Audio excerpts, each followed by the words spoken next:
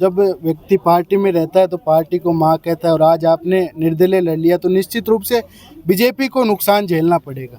चुनाव जीतने के लिए 80 से 85 हज़ार वोट चाहिए। राजेंद्र नायक को कितनी उम्मीद है कि वो चुनाव जीतने के लिए सफल होंगे? मैंने पार्टी को धोखा नहीं दिया है। अरे साहब, मैं संघर्ष करने नहीं आया।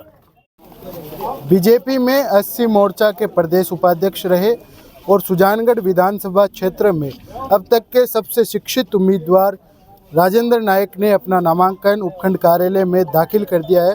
इस वक्त राजेंद्र नायक हमारे साथ हैं।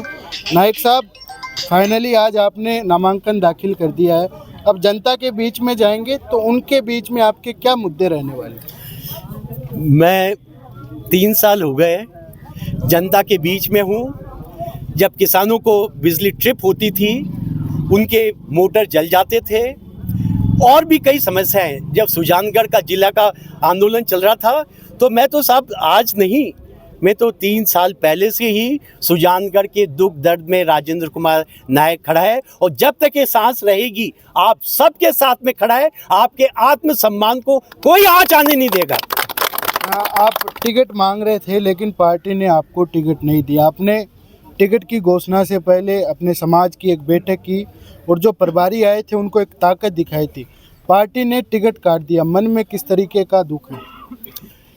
देखिए, मुझे तो दुख नहीं होता है। जिसकी जितनी सोच वो वैसा निर्णय लेगा। तो जो सोच उनकी थी तो वो थी, जो मेरी सोच है, जो आप सबकी सोच है, वो एक ही सोच है, सुजानगढ़ का विकास, गरीब का विकास, हर क्षेत्र का विकास। बहुत बहुत धन्यवाद।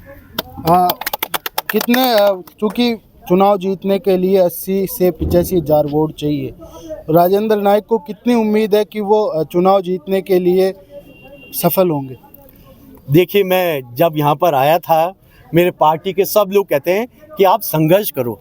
अरे साहब, मैं संघर्ष करने नहीं आया, मैं तो अपनी सेवाएं देने आया हूँ और उन सेवाओं से मैं बहुत ही खुश हूँ। मुझे तो सब प्रकार से हर समाज से प्यार मिल रहा है। तो मुझे लगता है कि ये प्यार जब वोट देंगे हम 25 तारीख को, उस दिन मुझे लगता है कि राजेंद्र कुमार नायक की भारी बहुमत से जीत होगी। जय हिंद, जय भारत। एक और बात मैं पूछना चाहूँगा कि जब व्यक्ति पार्टी में रहता है तो पार्टी को माँ कहता है और आज आपने निर्दलीय लड़ लिया तो निश्चित रूप से बीजेपी को नुकसान झेलना पड़ेगा।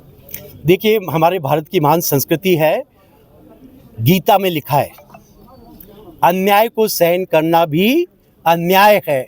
अगर अन्याय होता है तो अन्याय का तो मैं विरोध करूंगा।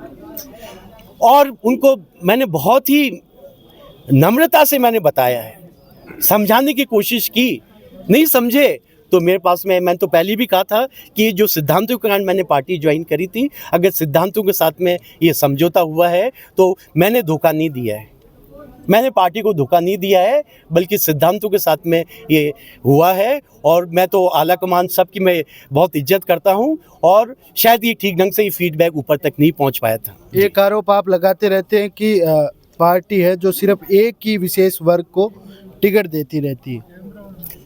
ये मेरा आरोप नहीं है, आप देख लीजिए, आपको पता है, सबको पता है? मैं क्या आरोप लगा रहा हूँ?